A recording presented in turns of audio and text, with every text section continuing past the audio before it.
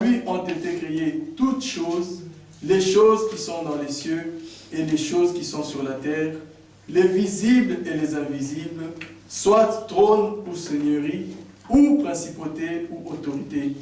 Toutes choses ont été créées par lui et pour lui. Et lui est avant toutes choses, et toutes choses subsistent par lui. Amen. Il est le chef du corps, de l'assemblée qui est le commencement, le premier-né d'entre les morts, afin qu'en toutes choses, il tienne lui la première place. Amen. Car en lui, toute la plénitude s'est plus à habiter. Et par lui, à réconcilier toutes choses avec elle-même. Amen. Amen.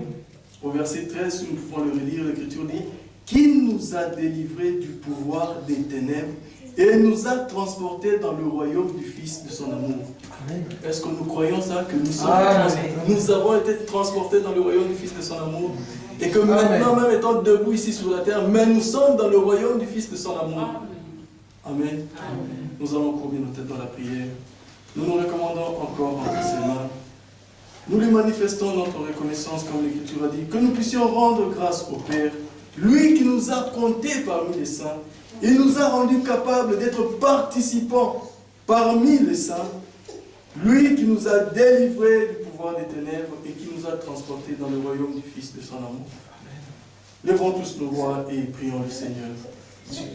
Oh Dieu, comme nous l'avons dit, Seigneur, l'histoire du salut, Seigneur, c'est toi qui en es auteur. Il t'a plu, Seigneur, toi qui nous aimais avant même que nous puissions être, toi qui nous avais choisis avant même que nous soyons manifestés sur la terre. Seigneur, tu nous avais déjà aimés, tu nous avais déjà choisis avant que tu n'aies créé quoi que ce soit. Parce que, Seigneur, nous étions en toi et parce que toi, tu nous aimais, Seigneur. Et tu nous as manifestés sur la terre comme étant des fils d'hommes. Mais puisqu'il fallait que tu puisses nous prouver que toi, tu nous aimais, puisqu'il fallait que tu puisses nous montrer que ton amour que tu l'avais porté, c'était pour nous. Oui, tu as envoyé Jésus-Christ. Et Jésus-Christ est mort sur le bois du calvaire. Et par cette œuvre salvatrice, lui étant mort sur le bois, sur la croix, et offrant sa vie, c'était pour que nous, Seigneur, puissions vivre de cette vie. Et l'Écriture dit que tu nous as transportés dans le royaume du Fils de ton amour. Oh Dieu, qu'il te plaît, Seigneur, maintenant, que tu nous fasses encore grâce, que tu nous fasses encore entendre ta parole, que tu puisses encore, Seigneur, nous présenter tes promesses, parce que nous savons que tu es fidèle et que tu veilles sur ta parole pour l'accomplir. Oh Dieu bien-aimé, oui, bientôt, très bientôt, tu accompliras toutes tes promesses, Seigneur, parce que, Seigneur, de tout ce qui a été dit de ta part, par tes serviteurs, les prophètes et les apôtres, Seigneur, aucune des paroles ne sera sans effet. Aucune des paroles ne tombera, Seigneur.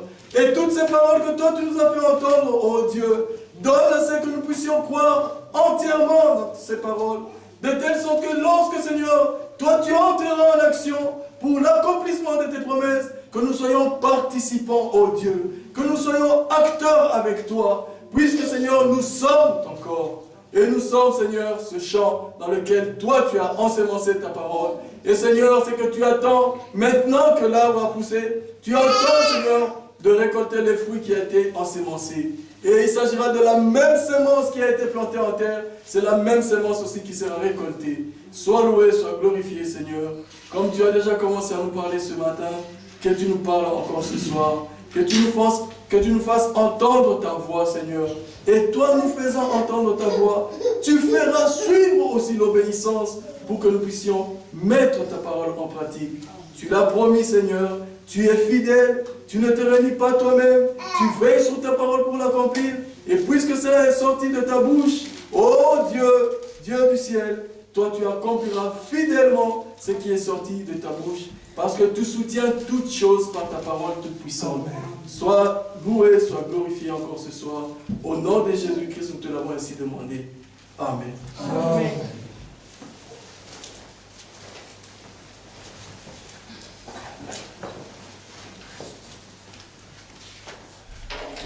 Que le Seigneur bénisse tous. Amen. Nous allons encore venir remercier le Seigneur.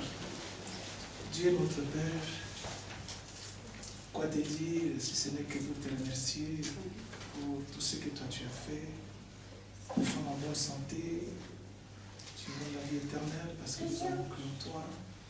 Nous remettons seulement tes sentiments cet après-midi. Nos cœurs sont là pour t'écouter. Voilà pourquoi nous te demandons, Seigneur, de circoncire, d'ouvrir ces cœurs afin de recevoir ta sainte parole.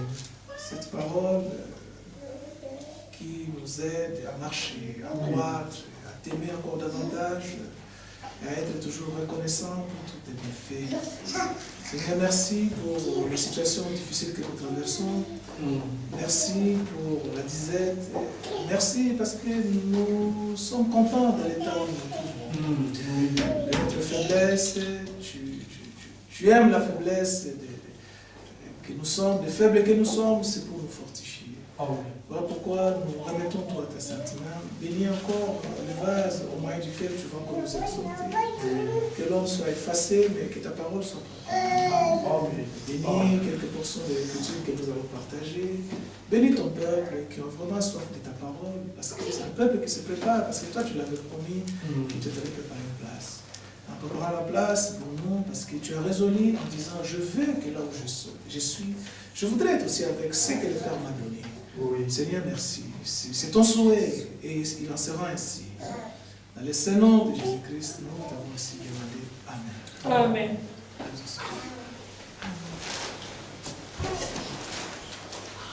Que le Seigneur nous bénisse tous. Amen.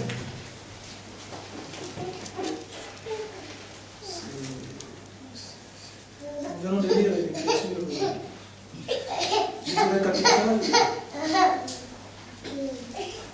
dans Colossiens. Le souhait de cet apôtre, cet homme dédié, érudit qu'il était, un homme qui a beaucoup étudié, selon les Écritures, cet homme pouvait dire dans un autre verset que si je suis venu vers vous, c'est avec beaucoup de faiblesse. Il a dit ça dans 1 Corinthiens 2. Il dit, je viens avec beaucoup de faiblesse, au milieu de beaucoup de combats, des situations difficiles que je traverse. Mais rien ne m'arrête à continuer à prêcher la Sainte Parole. Quand bien même, alors que je montais, j'ai quitté Jérusalem pour monter dans une ville, on me dira que tout au long de la route, on m'a attendu des pièges et Paul pouvait répondre, qu'importe, l'essentiel est que je puisse poursuivre la mission que le Seigneur m'a confiée. D'autant plus que l'évangile, les témoignages de Dieu qu'il nous prêchait, c'était l'évangile confié par le Seigneur, lui-même pouvait dire, l'évangile que je prêche, ce n'est pas un homme qui m'a donné. Voilà pourquoi nous aussi, l'évangile que nous prêchons, ce n'est pas l'évangile d'un homme, c'est l'évangile de Jésus-Christ. Alors nous prêchons le salut, nous disons que quiconque croit en lui, il passe de la mort à la vie. Amen. Donc le Seigneur pouvait lui-même le dire dans le livre de Jean, nous avons lu ça ce matin, le Père lui-même, c'est-à-dire c'est lui qui m'a envoyé. Je vais lire ça et puis retourner là où le frère a lu, je pense dans Jean, si je me souviens, dans Jean 8, on va voir ça, comment cet homme envoyé de Dieu déclare lui-même. Attendez, voilà.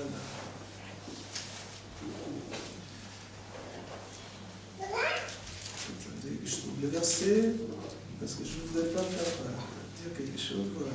Dans Jean 12, regardez bien. Verset 49.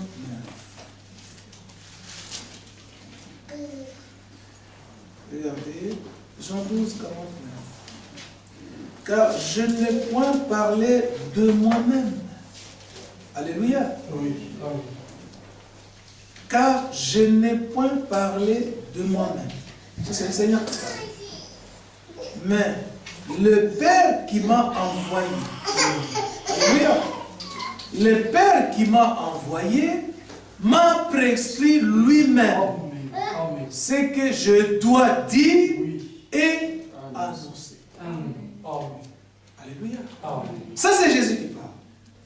Regardez, Paul, quand il vient, même à Tite, il dit, je ne veux entendre rien du tout, pas autre chose. Seulement Christ crucifié. Parce que Jésus lui-même, il dit, le Père m'a envoyé. En m'envoyant, il m'a prescrit lui-même. C'est que moi, c'est pas que je peux annoncer, mais je dois dire et annoncer. Alors, tous les prédicateurs assermentés, mandatés, venant de la part du Seigneur. Alors, le Seigneur dit au verset 20 de Jean 13, regardez bien. En vérité, je vous l'ai dit. Celui qui reçoit, celui que j'aurais envoyé, fait quoi? Il reçoit. C'est ça la façon de faire de Dieu.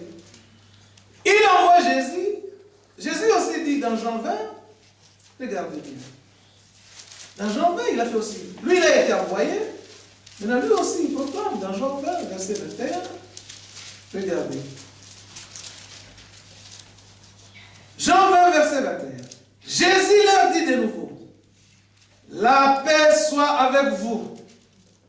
Comme le Père m'a envoyé, en me prescrivant ce que je dois dire et annoncer, la suite c'est quoi? Moi aussi je vous envoie. Alléluia. Lui il a été envoyé. Celui qui croit, celui qui Dieu a envoyé, passe de la mort à la vie. Lui aussi, dans Acte 1, regardez bien. Avant qu'il envoie, il a fait quelque chose avant d'envoyer. Parce qu'il faut aussi. Lui, on lui a prescrit ce qu'il faut dire. Lui aussi ne peut pas envoyer les gens comme ça dans les champs missionnaires. Qu'est-ce qu'ils vont aller dire? Il faut faire comme les dénominationnels qui disent, ouais, c'est une femme qui a vu Jésus avant tout. Alors il lui a dit, va dire à mes frères. Il a dit, Jésus m'a dit, va dire à mes frères de me précéder à Galilée. Quelle a été la prédication? C'est ça la prédication. Partout, cette femme-là pouvait passer. Jésus m'a dit, il faut les précéder, vous précédez dans Galilée. Ils mélangent, ils enlèvent le contexte et ils mettent comme ils veulent. Regardez. Regardez, dans Acte 1. Voilà. Verset 1er. Théophile, j'ai parlé dans mon premier livre de tout ce que Jésus a commencé de faire et d'enseigner dès le commencement. Alléluia. Jusqu'au jour où il fut enlevé au ciel. Théophile a écrit. Après avoir donné ses ordres par le Saint-Esprit aux apôtres que lui-même avait choisis, parce qu'il pouvait dire dans Matthieu 12, c'est moi qui vous ai choisi, ce n'est pas vous qui m'avez choisi. Donc le Seigneur savait qui il pouvait les choisir. Il a choisi Matthieu, il a choisi. C'est toujours lui qui fait son choix. Verset 3. Après qu'il eut souffert, regardez bien, il est apparu vivant. Et leur en donna plusieurs preuves, se montrant à eux pendant 40 jours. Amen. Et pendant les 40 jours, parlant des choses qui concernaient les royaumes de Dieu. Alléluia. Comme il se trouvait avec eux, il leur recommanda de ne pas s'éloigner de Jérusalem. Alléluia. Mais d'attendre ce que le Père avait promis, ce que je vous ai annoncé, leur dit-il, car Jean a baptisé d'eau, moi, mais vous, dans peu de jours, vous serez baptisés du Saint-Esprit. Alléluia. Il dit, ne vous éloignez pas de Jérusalem, parce que le Père avait promis. Bientôt là, le Saint-Esprit. N'allez pas encore. Alléluia. D'abord, il les a enseignés. Il dit, attendez à Jérusalem, ne partez pas encore. Il faut que ce que le Père a promis puisse descendre. Et c'est maintenant, nous retournons maintenant dans le livre de Marc 16, dans Matthieu 28, comme vous voulez.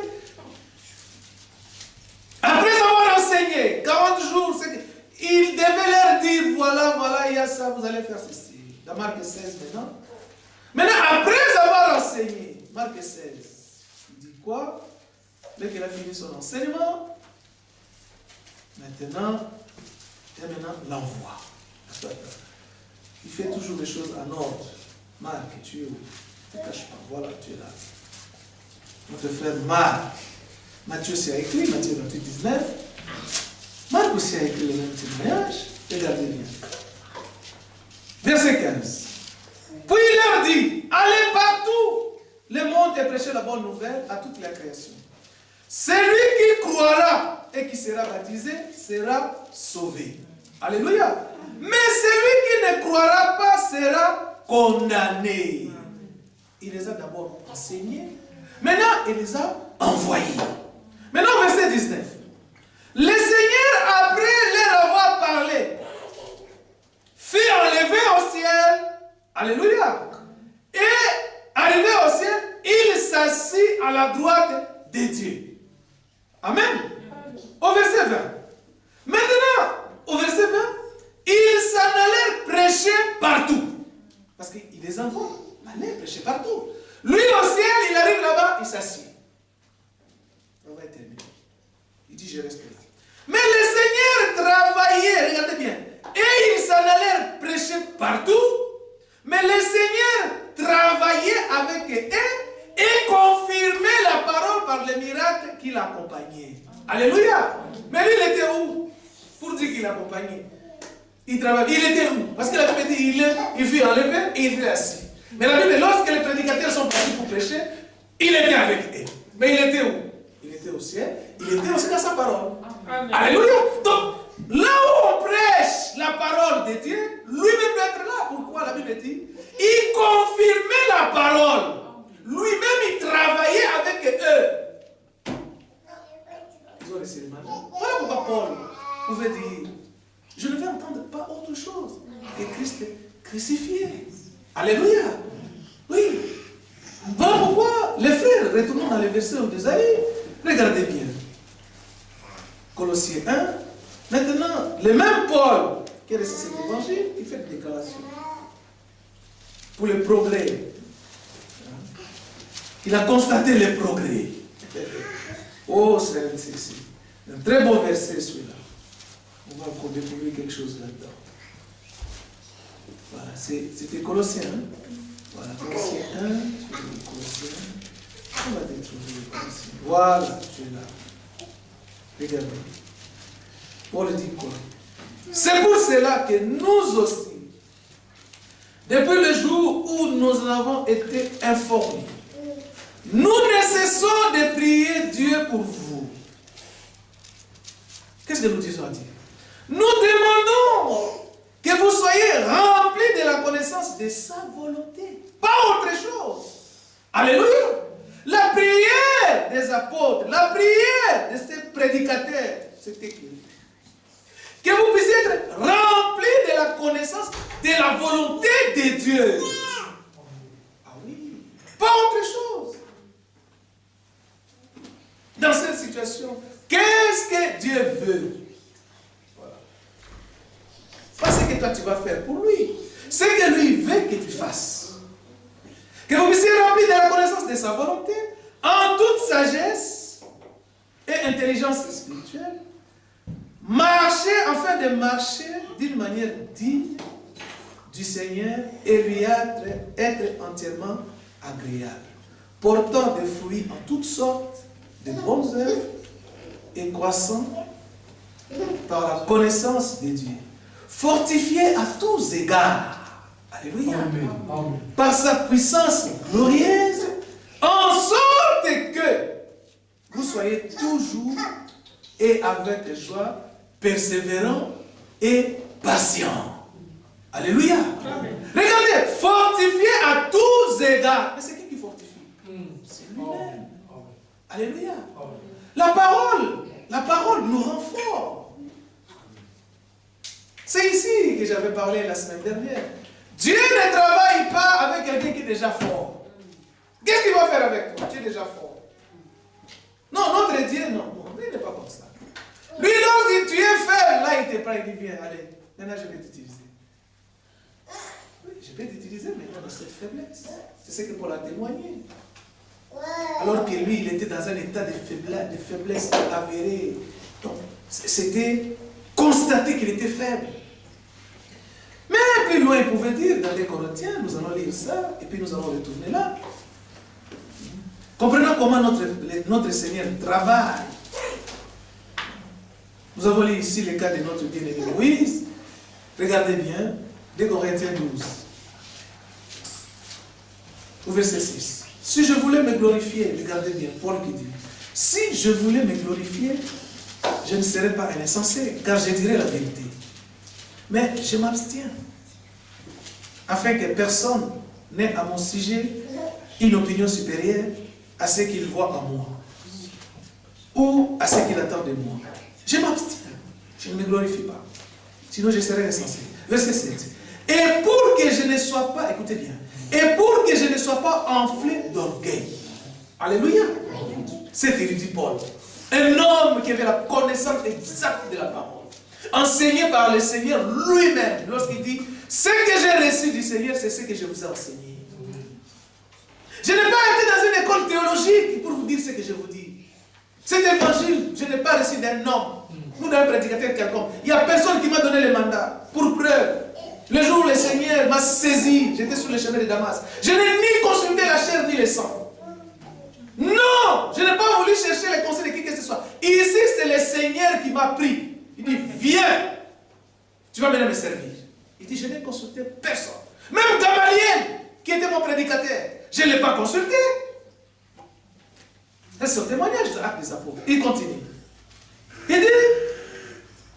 Il continue, il dit, et pour que je ne sois pas enflé d'orgueil, ça c'est un témoignage de Paul, hein?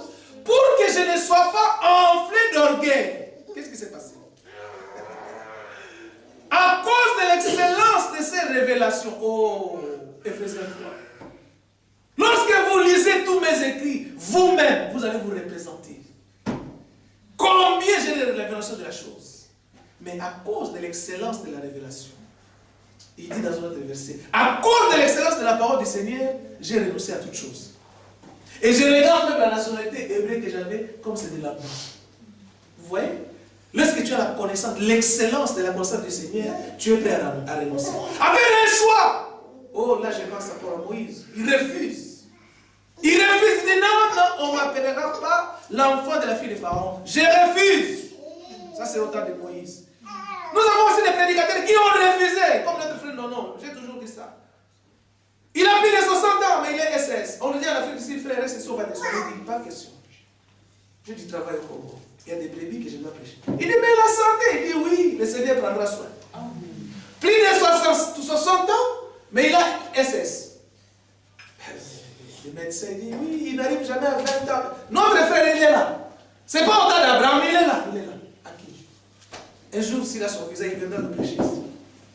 Il a des enfants, tout. Normal comme tout le monde. Il arrive en Angleterre. Oh, mais si on a diagnostiqué, tout ça, il faut que tu restes. Il dit, je ne peux pas rester ici. Oh, mais pourquoi? Il dit, je suis établi à Kinshasa. Ah, tu ne veux pas rester à lui? Je ne reste pas. Il va aux États-Unis, oh, pareil. Parce qu'il fait des voyages. Seulement, il n'a pas encore reçu le visa de France. Seulement, quand il viendra en France, parce qu'il pique souvent les crises, dès qu'on le met à l'hôpital le bloque, je ne peux pas rester. Vous mettez, je prends l'avion, je rentre. Il dit, j'ai des brebis là-bas que je dois prêcher. Alléluia. Regardez quelqu'un qui ne cherche pas son intérêt. Comme le Seigneur dit, ne voyez pas toujours votre intérêt. Voyez aussi l'intérêt, c'est ce que le frère a dit ici. Tout ce que le Seigneur a expérimenté dans la Bible, ce n'était pas pour son intérêt. Oui. En venant, on parlait avec le frère Magloire en cours de route, on parlait de Joseph. Regardez le plan conçu d'avance. La haine contre Joseph, c'était dans les plans. Le fait de le vendre de l'autre côté, c'était dans les plans. Mais lorsqu'il a vu ses frères, il dit, mais non, ne vous inquiétez pas. C'était pour votre avantage que je suis parti de l'autre côté. Je vous ai seulement précédé. Et le Joseph, c'est un type du Seigneur. Voilà pourquoi dans Jean 11, le Seigneur pouvait dire, il est de votre intérêt pour que je puisse m'en aller. Amen. Pierre lui, quand il dit, tu irais. Toi, tu réponds à cette question. Quand elle dit que le Seigneur va mourir, il dit, tu ne peux pas mourir. Vous savez, rester avec le Seigneur. C'est une bonne compagnie. Hein? Ah oui, tu es avec le Seigneur, c'est une bonne compagnie. Hein? C'est une bonne compagnie. Pierre dit, non, je suis déjà avec toi et j'ai bien répondu à la question. Zélé dit, non, tu Tu ne vas pas mourir, Seigneur. Même si t'arrive quelque chose, moi je ne te lâcherai pas. Il dit, toi, Pierre, les coqs ne chantera pas. Pourquoi toi, tu mourrais? Dis-moi tout sauf ça. Qu'est-ce qu'il voulait faire, Pierre? Arrêter la prophétie. Qui es-tu? Même la mer rouge que vous entendez, la mer rouge. Vous savez l'importance des mers rouges, c'était quoi? C'était pour faire barrière à ce que Dieu avait dit. Aujourd'hui, peut-être nous aussi, nous racontons des mers rouges. Ah oui, de notre passage, il y a des difficultés qui arrivent. C'est pour arrêter notre parcours. C'est impossible. Dieu a permis la mer rouge que ça puisse interférer. La mer rouge disait, moi je vais arrêter le parcours. Toi, tu vas arrêter le parcours. C'est-à-dire que pour que ce que Dieu a dit à Moïse, les Égyptiens que tu vois aujourd'hui, tu ne les verras plus. Donc il ne faut pas que ces versets puissent s'accomplir. Traverser. Mais les ingrédients, ils ont tenté de traverser. L'eau les a emportés. Mais le parcours n'a pas été ouvert pour les incrédules. Non. Non. Regardez, suivons quelque chose ici. Pour que je ne sois pas enflé d'orgueil, à cause de l'excellence de ces révélations, il m'a été mis une écharde dans la chair. Ici, les gens de l'élévation disent il était bossu, ou je ne sais pas, il avait les cookies. Où est-ce qu'on a marqué ici il était bossu? Donc on dit il avait l'écharde dans la chair. C'est tout. Nous, on s'arrête là. Il n'y a pas à interpréter. Oh, Dieu voulait. C'est Dieu qui a fait ça. Un ange de Satan pour me souffleter et m'empêcher de m'orgueillir, avoir du zèle. Qu'est-ce qu'il a fait? On m'a mis un ange de Satan, Satan à ses anges, pour me souffleter, pour m'empêcher de m'orgueillir à cause de l'excellence de la parole, la révélation que j'avais. Mais moi, mon Paul, qu'est-ce que je savais? Qu'est-ce que je faisais? Il dit, j'ai commencé d'abord à prier. J'ai insisté, Seigneur, enlève-moi cette infirmité. La Bible dit, 3 fois j'ai prié le Seigneur. De faire quoi? Éloigne de moi cette infirmité. Éloigne cette écharpe. La réponse vient au verset 9. Je ne sais pas si vous voyez ça, la réponse. Le Seigneur m'a dit, alléluia, pour ceux qui refusent des réponses comme ça. Le Seigneur lui-même me dit, Paul, qu'est-ce qui se passe? Ma grâce te suffit. Pourquoi tu veux qu'on enlève ça? Oh, c'était une infirmité que Dieu a laissé exprès. Et nous comprenons par là, il y a des choses que le Seigneur laissera exprès. Ah oui, tu pries, la chose ne part pas. Dieu sait pourquoi il laisse. Il sait. Il dit, ma grâce te suffit. Pourquoi? Car ma puissance s'accomplit dans la faiblesse. C'était une faiblesse que Paul avait avec cette infirmité dans la chair. Il pouvait prêcher avec toute l'éloquence, tout, mais quand il regardait l'infirmité, il dit, Seigneur, pourquoi tu laisses ça? Le Seigneur dit, mais tu vas prier première fois, je n'ai pas répondu. Maintenant, 3e fois, je te réponds. Ma grâce te suffit. Pourquoi? Parce que ma puissance s'accomplit dans la faiblesse. Comme tu es faible là, ma puissance s'accomplit maintenant dans cette faiblesse. Alors Paul, maintenant, lorsqu'il a entendu cela, écoutez lui-même comment ça dit. Non, je me glorifierai donc bien volontiers de mes faiblesses. Alléluia. Lorsqu'il a compris il a compris seulement que la puissance de Dieu s'accomplit lorsque lui il est faible, il dit, je me glorifierai donc plus volontiers de mes faiblesses. Fini de me plaindre, oh Seigneur, enlève. Pourquoi? Je me glorifierai plus volontiers de mes faiblesses, afin que la puissance de Christ repose sur moi. Amen. Alléluia. Amen. Il continue. C'est pourquoi, lorsque j'ai commencé à me glorifier de mes faiblesses, c'est pourquoi je me plais dans les faiblesses, je me plais dans les outrages, je me plais dans les calamités, je me plais dans les persécutions, je me plais dans les détresses, pour Christ, car quand je suis faible, c'est alors je suis fort. Parce que la puissance de Dieu repose dans cette faiblesse. Alors là, ça fait que Paul devient fort. Mais il a compris ça maintenant. C'est ton Paul. Il a compris. Retournons dans Colossiens là où on était, parce qu'on poursuit quelque chose. Comme je dit, c'est Paul, c'est ton Paul. C'est ton Paul.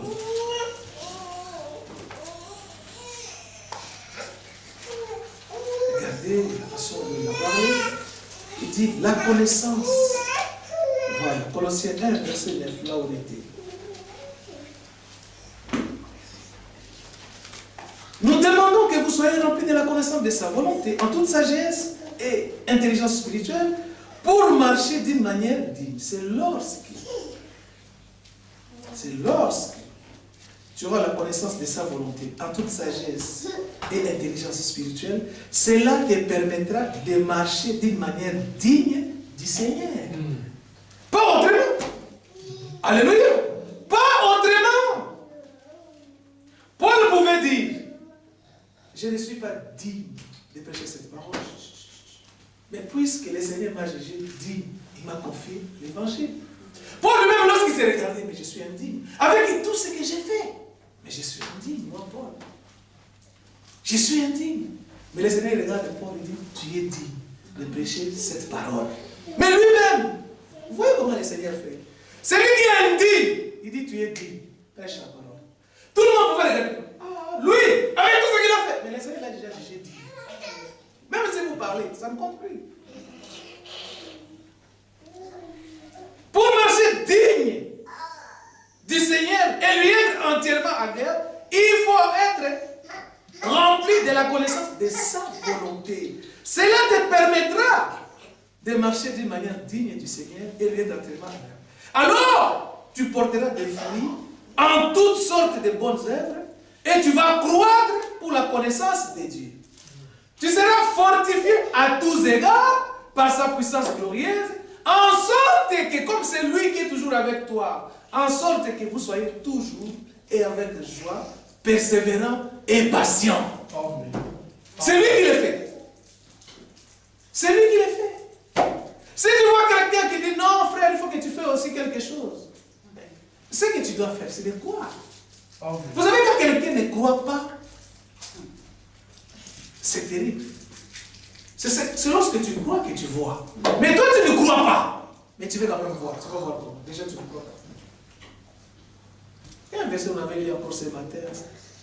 L'œuvre du salut, c'est le Seigneur lui-même. Du commencement à la fin.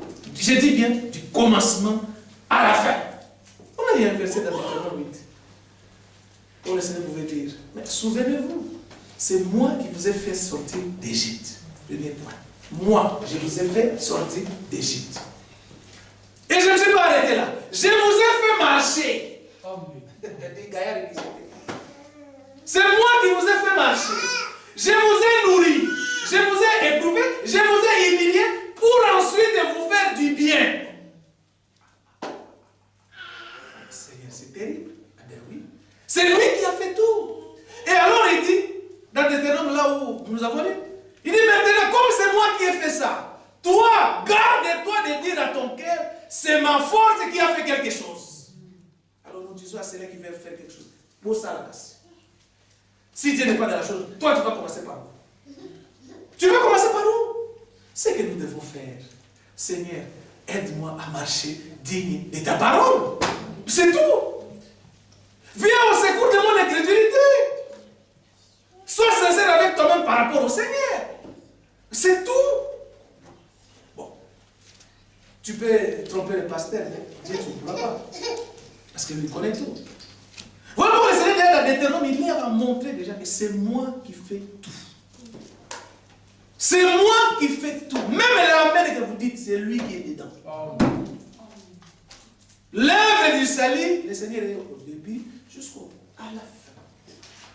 Il a fait une comparaison. Si par la grâce de Dieu, on pourra te sonner ça. Mais ici, il nous demande de marcher digne, entièrement, digne du Seigneur et lui être entièrement agréable. Mais c'est, frère, mais il est possible seulement si tu marches avec lui. De toi-même comme ça, tu ne pourras pas. Non, non, non. Moi j'ai toujours dit, n'oubliez pas que nous sommes encore sur cette terre. Si le Seigneur nous demande des choses comme ça, de Et il dit que c'est moi qui l'ai fait en vous. Nous de la chair jusqu'au dernier bas là-bas, nous tous au pied de la croix. Seigneur, aide-nous à marcher comme toi tu veux. Aide-nous. Ben non, moi je suis prédicateur. Tu es prédicateur, mais Paul, qu'est-ce qu'il avait dit? Je traite durement mon corps pour ne pas qu'à la fin, moi je puisse être démarqué, vous entrez. Alors, traiter durement les corps, c'est pourquoi. Lui aussi, il doit obéir à la parole. Quand la parole dit c'est ça, il doit aussi obéir. Oh, moi je donne des dires. Le Seigneur a écrit, l'obéissance est plus que toute autre chose. Ah oui. Les holocaustes, c'est bien. Mais l'obéissance, c'est plus que toute autre chose. C'est dans des savoir. Lui être entièrement agréable, portant des fruits en toutes sortes de bonnes herbes, et croissant par la connaissance de Dieu, et fortifié à tous égards, par sa puissance glorieuse, en sorte que vous soyez toujours et avec joie, persévérants et patients. On s'est dit en cours de route, nous voulons partir. Mais le Seigneur vous demande la patience. Soyez patients. Vous allez partir, mais soyez patients. Les dégoûts commencent à s'installer dans les vrais élus parce que rien ne va plus. Et Timothée avait parlé aussi quelque chose de cette connaissance. Timothée avait parlé quelque part. Attendez que je trouve cela. On va lire. Si nous voulons lire ce que Dieu nous donne. Voilà. Quelque part. Voilà. Dans 1 Timothée 4, regardez bien. Verset 11. Déclare ces choses et enseigne-les. Hein? Tous ceux qui... Voilà, on peut commencer au premier verset. Au verset 6. En exposant ces choses aux frères, tu seras un bon ministre de Jésus-Christ, nourri des paroles de la foi et de la bonne doctrine que tu as exactement suivi. Alléluia. Oui. Il dit, verset 7. Repousse les contes profanes des vieilles femmes. Exerce-toi à la piété, car l'exercice corporel est utile à peu de choses. Mais tandis que la piété est utile à tout. Alléluia. On compare l'exercice corporel à la piété. Utile à peu de choses, mais tandis que la piété est utile à tout. Amen. Dans la piété, qu'est-ce qu'il y a dedans? Dans la piété, la Bible dit, elle a la promesse de la vie présente. Alléluia. Et celle qui est à venir. C'est là une parole certaine et entièrement digne d'être reçue. Verset 10. Nous travaillons en effet et nous combattons. Pourquoi? Parce que nous mettons notre espérance dans le Dieu vivant. Alléluia. Qui est le sauveur de tous les hommes et surtout des croyants. Maintenant au verset 11. Déclare ces choses, Timothée. Et enseigne-les. Nous enseignons et nous déclarons. Que personne ne méprise ta jeunesse, Timothée. Sois un modèle pour les fidèles. Alléluia. Lui, prédicateur, dit, sois un modèle pour les fidèles. En parole, alléluia. En conduite, en amour, en foi et en pureté. Verset 13. Jusqu'à ce que je vienne, applique-toi à la lecture, à l'exhortation, à l'enseignement. Ne néglige pas les dons qu'il y a à toi, Timothée, et qui t'a été donné par prophétie avec l'imposition des mains de l'Assemblée des Anciens. Occupe-toi de ces choses. Donne-toi tout entier à elle, afin que tes progrès, alléluia, oui, tout entier, afin que, donne-toi tout entier à elle, afin que tes progrès soient évidents pour tous. Veille sur toi-même et sur ton enseignement. Persévère dans ces choses, car en agissant ainsi, tu te sauveras toi-même et tu sauveras ceux qui t'écoutent. Alléluia. Il dit, jusqu'à ce que je vienne, applique-toi à la lecture.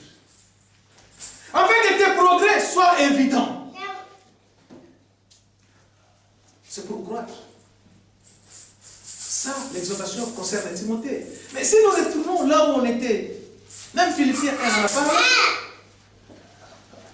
Philippiens en a parlé de cette même connaissance. Prenons Philippiens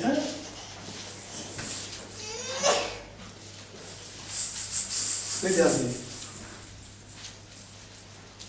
Je pense. Voilà. C'est au verset 9. Et ce que je demande dans mes prières, il complète Colossiens 1, verset 9. Ce que je demande, moi, l'apôtre du Seigneur, dans mes prières, c'est que votre amour augmente de plus en plus, en connaissance et en pleine intelligence, pour le discernement des choses les meilleures, afin que vous soyez purs et irréprochables pour le jour de Christ, remplis du fruit de justice qui est par Jésus-Christ à la gloire et à la louange de Dieu. Alléluia. Donc, il dit dans sa prière, lui, lorsqu'il priait, c'est que votre amour augmente de plus en plus. Et si nous retournons dans Colossiens, là où on était, parce que le verset est vraiment long. Colossiens,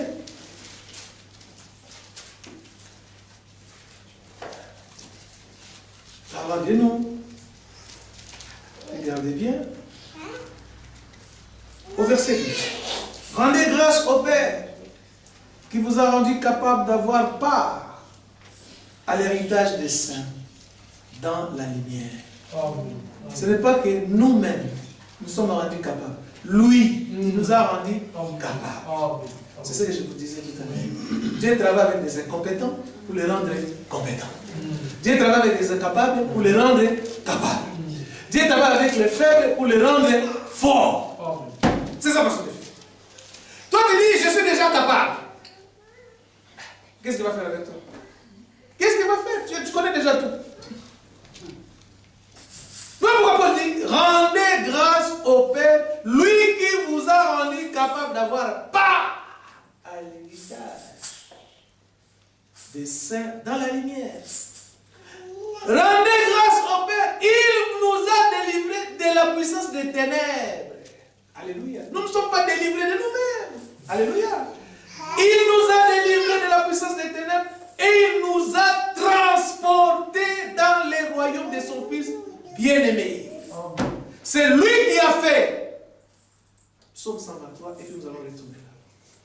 Vous allez voir que c'est lui toujours. Alors, c'est Dieu là qui commence. Vous voulez me dire que lorsqu'il arrive quelque part, il remarque que tu es petit, il dit si je savais que tu étais petit, je n'allais pas te choisir. Notre Dieu n'est pas comme ça. Notre Dieu n'est pas comme ça.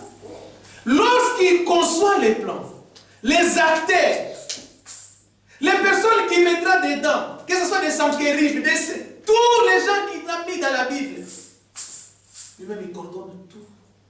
Même où Sanquérib pouvait dire, moi j'ai fait, moi j'ai fait. Il lui a rappelé. Il dit, n'as-tu pas appris que ce sont des choses que moi j'ai prévues dès les temps anciens? J'ai permis seulement que maintenant cela puisse entrer en action. Oh, Sanquérib de lui, il était, c'est moi qui ai fait, c'est moi qui ai fait. Or Dieu avait prévu cela. Comme nous avons écouté l'autre fois. Même la haine envers Joseph, que nous avons lu dans la Bible, mais c'était dans les plans. La façon de les vendre de l'autre côté, c'était dans les plans. Qu'est-ce que Dieu a oublié? Dieu n'a rien oublié. Rien du tout. Pour voir que c'est lui qui a fait. Regardez bien. L'œuvre du salut, c'est le Seigneur lui-même qui a là. C'est un psaume 124. Regardez bien. C'est terrible. Verset 1er. Sans le Seigneur qui nous protégea, qu'Israël le dise, sans l'Éternel qui nous protégea, que les hommes s'élèvent contre nous, mais il nous aurait engloutis tout vivants. Alléluia. Quand leur colère s'enflamma contre nous, alors les eaux nous auraient submergés. Les torrents auraient passé sur notre âme. Alors, auraient passé sur notre âme les flots impétueux. Alors maintenant, verset 6. Mais béni soit le Seigneur. Amen. Alléluia. Amen. Qui fait quoi? Qui ne nous a pas livrés en proie à leurs dents. Alléluia. Voilà pourquoi il dit, béni soit notre Dieu. Sans lui. Parce que vous dites, vous avez la force. Oh, j'ai des charges, j'ai saisi. Il dit au verset 7. Notre âme s'est échappée comme l'oiseau du filet des oiseleurs. Le filet s'est rompu et nous nous sommes échappés. Notre secours est dans les noms. Vous voyez? Qu'est-ce que toi tu vas dire? Oh, moi. Toi quoi? Il commence, il est dans l'obligation d'achever parce qu'il a commencé. Comment voulez-vous? Le Seigneur choisit David. Il est surpris que David a fait l'adultère. Non, les hommes étaient surpris, mais lui n'était pas surpris. Lui n'était pas surpris. Ah non, lui il savait ce qui arrivera à David. Lui il savait. Pour le à la fin, il dit, j'ai trouvé David l'homme selon mon cœur. Ça devait acheter tout le monde. Là on pouvait faire comme Anania. Ah, Seigneur, l'homme selon ton cœur, avec tout ce qu'il a fait. Dieu a décidé. C'est ce que nous avons écouté ici dans une des prédications. Lorsque il voulait savoir, il voulait dire à Moïse, toi tu penses seulement que c'est toi qui es le seul saint. Dieu n'est pas allé plus loin. Il dit, ok, vous contestez la sainteté d'Aaron et de Moïse. C'est pas grave. Il dit, ok, demain, vous tous vous allez venir. Chacun avec les bâtons, tout ça. Moi, je vais vous dire qui est saint. Et celui-là que moi, je vais choisir. Tout le monde, le lendemain, ils ont contesté. Tout le monde avait sa verge dans la main. Regarde, ok. C'est le nombre 16 dans cette histoire. Et tout le monde avait constaté. Mais là où les personnes qui ont boudé des Aaron, tout ça, mais le Seigneur déclare qu'ils sont saints. Mais Dieu a déjà décidé. Qu'est-ce que vous allez encore faire? Qu'est-ce que vous allez faire? Il a déjà décidé. Voilà. Lui, il est saint. Toi, ta verge n'a pas flétri. Mais maintenant, tu vas dire quoi? Dieu a déjà décidé que parmi les saints, tu n'es pas dedans. Mais celui-là que tu boudais, mais il est saint. Entre vous, en cours de route, vous pouvez me demander, frère, moi je pensais que toi tu étais saint aussi. Dieu a déjà dit. Fini les doutes. C'est Dieu qui tranche. Dieu a tranché. Oh non, toi tu penses quoi? Toi tu penses quoi? Je pense quoi? C'est Dieu qui m'a mis ici pour vous conduire. Pourquoi ici, Israël avait reconnu? Il dit, sans le Seigneur qui nous protégea, qu'Israël le dise, sans l'Éternel. Mais si Dieu n'était pas dans la chose, mais il nous aurait engloutis tout vivant quand les colères s'enflamma contre nous. Voilà pourquoi nous pouvons dire, béni soit le Seigneur, qui ne nous a pas livrés en proie à leurs dents. Notre âme s'est échappée comme l'oiseau des filets de oiseleurs. Le filet s'est rompu et nous tous nous sommes échappés. Qui a fait que le filet soit rompu? Mais c'est lui. Et vous sortez. Vous qui êtes captifs, sortez un à un. Mais celui-là n'a pas intervenu. L'œuvre du salut, le Seigneur lui-même commence et il achève. Retournons dans Colossiens là où on était. Colossiens. Nous rendons grâce à Dieu. Le Père qui vous a rendu capable d'avoir part à cette héritage des saints, dans la lumière, il nous a délivrés de la puissance des ténèbres. C'est lui qui l'a fait. C'est lui. Et il nous a transportés dans le royaume de son Fils bien-aimé. En qui nous avons la rédemption. En qui nous avons le pardon des péchés. Et il va plus loin. Au verset 17. Il est avant toute chose. Et toute chose subsiste en lui. Lui là, là, il est la tête du corps de l'Église. Pas un frère. C'est lui la tête du corps de l'Église. Il est le commencement, le premier d'entre les morts, afin d'être en tout le premier. Car Dieu a voulu faire habiter toute plénitude seulement en lui. Il a voulu réconcilier par lui, avec lui-même, tant ce qui est sur la terre, que ce qui est dans les cieux, en faisant la paix par lui, par le sang de sa croix. Et vous qui étiez autrefois étrangers, regardez bien,